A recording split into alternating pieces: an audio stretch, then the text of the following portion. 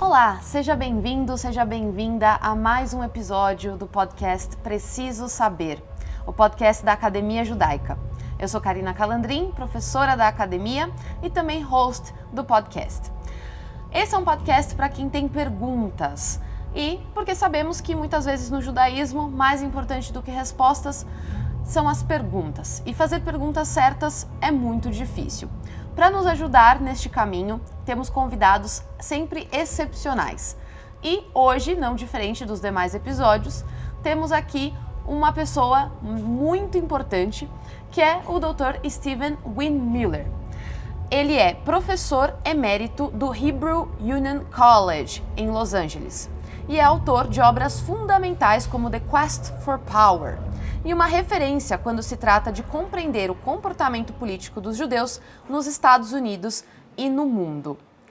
Vamos conversar? Dr. Steven, thank you so much for being with us. Thank you for accepting our invitation. Thank you for the invitation. Let's start. So, you have studied how Jews have related to power across time. So you have even gave a lecture yesterday here and related to concepts from international relations, so hard power, soft power. So for me it's really interesting because I'm from international relations as well, so I never thought about it relating Jewish power to hard power and soft power. So what first sparkled your curiosity about Jewish politics? Was there a moment or a question or a personal experience that opened that door for you? So absolutely. And it actually begins with my own childhood and my own family situation. It is associated with the fact that my parents fled Nazi Germany and that they settled in Virginia in the southern part of the United States, where they confronted and we collectively confronted the question of race and racism in society. So these two worlds, the rise of authoritarianism and Nazism, and the impact of racism in the United States.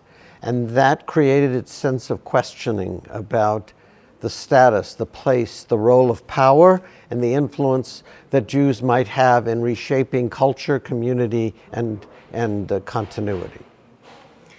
Excellent. So I would like to ask, you have studied, of course, and written a lot about Jewish power, political behavior, communal life, and beyond politics, how do you see Judaism as a moral or spiritual path, a way of being in the world, rather than just a set of affiliations? Mm-hmm. Well, the interesting thing here is to be able to connect the sort of political frame with the spiritual and religious context.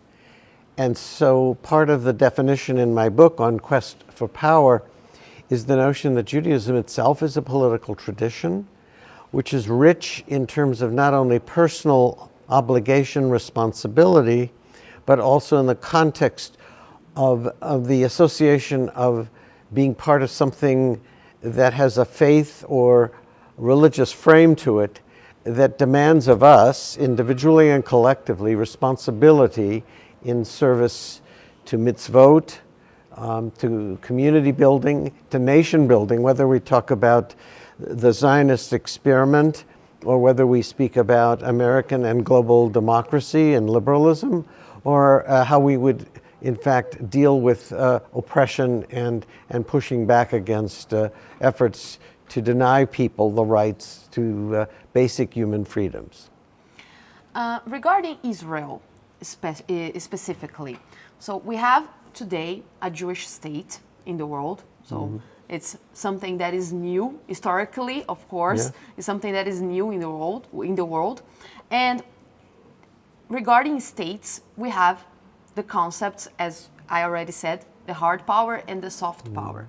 So Israel is a country that has a lot of hard power, okay, and we have seen it through history, winning wars against a lot of enemies, states that had a lot of hard power as well, but Israel could be the winner, could win these wars. But what about soft power? You argued in your lecture yesterday, I don't want to give any spoilers to our audience, but you said in your lecture yesterday that we in Jewish community, we as Jews, we have what it takes to have soft power, but we are being in a downsize through the last decades. What about Israel? Israel could develop this soft power, should develop this soft power, and these Jewish values could help Israel in this challenge. Yeah. So I think Israel is, in the moment, caught between the rise of a kind of religious Zionist nationalism, which is reflected in some of the policies and politics we see in Jerusalem, and the historic model of the creation of the state was actually framed in a more liberal perspective about Zionism and the vision, if you wish, of what Israel's Declaration of Independence implies, of what Ben-Gurion himself sort of saw as the outcome of what a Jewish state would represented a different frame from what we are experiencing in this moment. So there's this tension between these two ideological and social forces, and that will be for the Israelis to define. They must come to grips with sort of the redefinition of what the Zionist state represents, what Judaism in Israel is constructed to achieve, and that will be the test of Israel going forward in this century. And we are living right now in a moment through intense polarization, not only in Israel, of course in Israel, but in America, here in Latin America, in Brazil especially, and globally in general. How is this affecting the Jewish community and the way it negotiates belonging, identity, and public life? Tragically, in some measure, what we've learned from the decline of the first temple and the second temple in Jewish history, and now in this moment, that when there are such deep divisions that separate us, not simply between Israel and diaspora, but internally, as you've suggested, and internally in Latin America and the United States and Europe, etc. I worry that these tensions and divisions weaken us politically, divide us emotionally and morally, and ultimately create a kind of loss of both direction for the Jewish people and a sense of the real loss of influence and power beyond the Jewish community. So there's a price to be paid for these deep divisions and separations. And what do you think, how could we address these challenges? How could we move forward from them? So there are efforts across, both in Israel and in the United States, to create conversations. Institutions and groups such as Resetting the Table, other organizations that are really committed to helping frame civil, constructive, and directive conversations, allowing people from the left and the right, folks who are disenfranchised and feel politically isolated and not represented, coming to the table and being able to create this discourse of engagement that would hopefully lead to some points of consensus, areas of mutual respect and understanding, and thereby defining a kind of direction by which diaspora voices and hopefully Israeli voices will find a sense of congruence or commonality. Do you think that we may have lost this ability of discussing? Because we as Jews, there's a saying, I don't know, in Portuguese we say like this, I don't know in English if it makes sense, but if we have two Jews, we have three opinions. Oh yes. So it's the same. We all understand that. So it's a common sense that in the Jewish community, discussion, it's it's the basic ground of our relations. So we are always discussing, we are always disagreeing, but it's healthy. It's something that we can grow from it. But have we lost this ability? May we have lost this ability because after October 7th, things got harder. Absolutely. And I think your point is correct. There were periods in which the vitality of discourse was deeply appreciated. In fact, it was a kind of cultural acceptance. Yeah.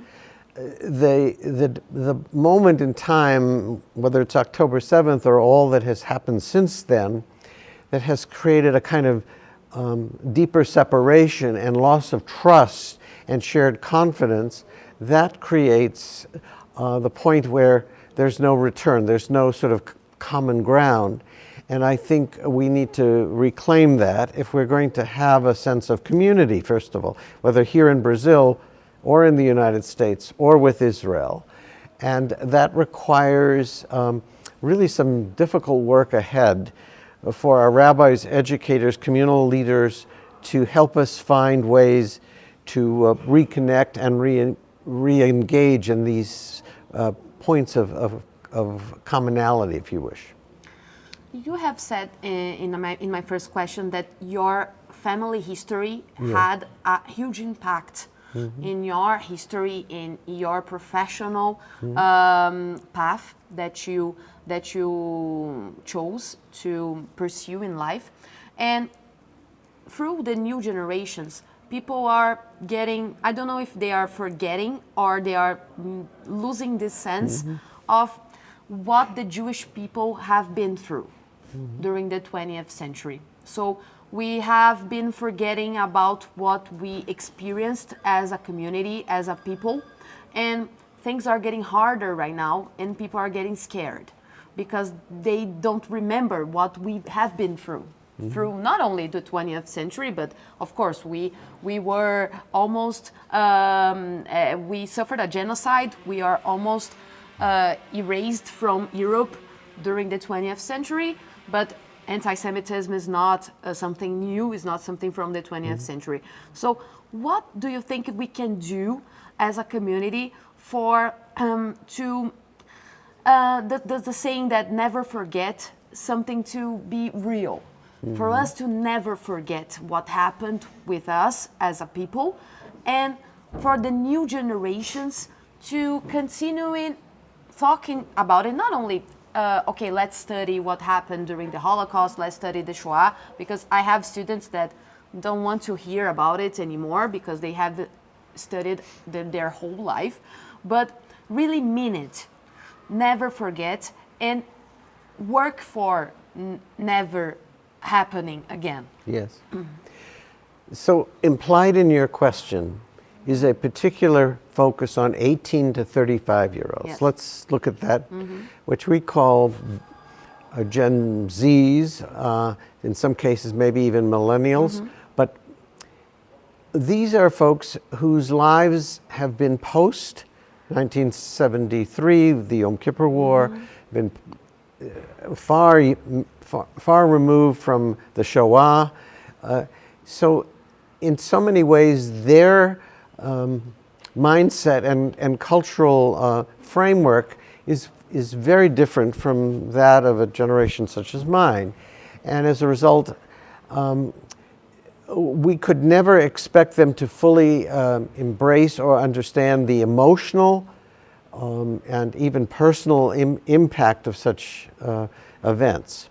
But what we need to sort of account for them or help them to manage is an appreciation that history has a value to it, of understanding that a people have experienced in many different settings similar kinds of threats and destruction to their natural sort of well-being and their sort of state of continuity. And when that happens, people go through these deep losses, loss of family, loss of nation and connection to to culture and community. And while they will not hopefully ever have to experience any of this, their at least intellectual understanding of these moments in the Jewish story will at least give them a sensitivity to an understanding that this is something that is the DNA, the sort of inherent nature of Jewish life. And our podcast is called PRECISO SABER, that in English is I need to know. So I always ask our interviewees something that they believe that our audience needs to know about something. In your case, I would like to ask you what do you think our audience needs to know about today in order to engage with politics and power ethically, responsibly, and with a sense of purpose? I think that wherever the audience is, and under whatever conditions they have experienced their Jewish journeys, they need to appreciate the fact that we are living in an extraordinarily transformational moment in the history of humanity. Now, yes, societies have gone through huge transitions from medieval to modernity, from democracies to challenges to their survival with authoritarian regimes. And the Jewish community has lived through every one of the different sort of frameworks of change that have occurred to all of the society, but have experienced them with very distinctive and very particular outcomes. In some cases, the destruction of Jews. In other cases, in other settings, the advancement for Jews.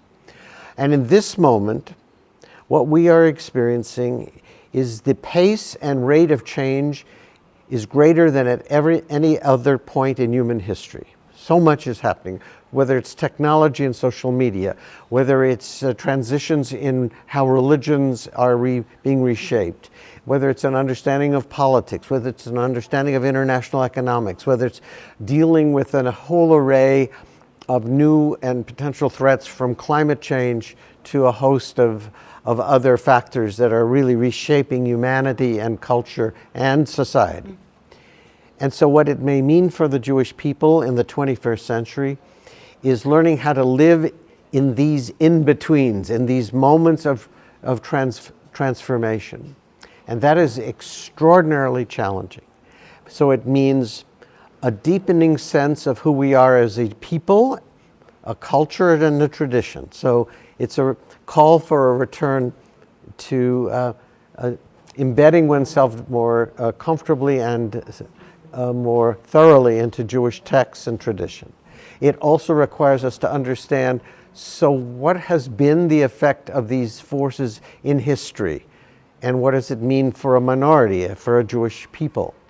And thirdly, it requires us to be able to transmit this to younger folks, that when we go through disruptive moments, how do we adjust and engage in a new moment in time? And that engagement requires a lot of sort of tools, and helping young Jews in Brazil and across the globe in understanding their acquisition of leadership skills, their knowledge of, as we suggested, of Jewish learning and texts, their capacity to really be familiar with elements that are not friendly towards the Jewish community, whether it's anti-Semitism or whether it's anti-Zionism or whether it's forces against forces embracing authoritarianism or whatever that may look like. So this is a major challenge to a generation that has not really had to face or experience these kinds of really new and really disruptive moments to their lives. And that's what we will be experiencing. And one last thing, I would like you to suggest a book for our audience. Besides your book, of course, because we already suggested it. Yeah. So, interestingly enough, there is a writer in the United States, Dara Horn. And Dara has written extraordinary number of books where she takes a look at only dead Jews count. And her work in that arena suggests how in a sense of dispatchment, a disrespect, if you wish, for the richness of Jewish culture, of Jewish life, of Jewish contributions, has in a sense been parlayed and minimized. And her call for understanding why only many believe that it's only in the memorializing of dead Jews that people get a sense of what this phenomenon called Judaism and the Jewish people are about. And so she calls for a rethinking, obviously, of that. So Dara Horn's writings, I think, would be an extraordinary opportunity for folks beyond the United States and here in Brazil to take advantage of. Thank you so much, Dr. Steven. It was a pleasure for us to share this conversation with you and to learn more about your work and your thoughts. Thank you so much. Thank you. E muito obrigado você que acompanhou até aqui a nossa conversa. Continue acompanhando e seguindo a Academia Judaica nas redes sociais e também nas outras plataformas. Estamos sempre com novidades e cursos também disponíveis com periodicidade. Deixa eu repetir essa parte. Estamos sempre com novos cursos e materiais disponíveis nas nossas plataformas. O nosso podcast sai a cada 15 dias às quartas-feiras, também em todas as plataformas de podcast e também no YouTube. Eu sou Karina, até a próxima. JCAST.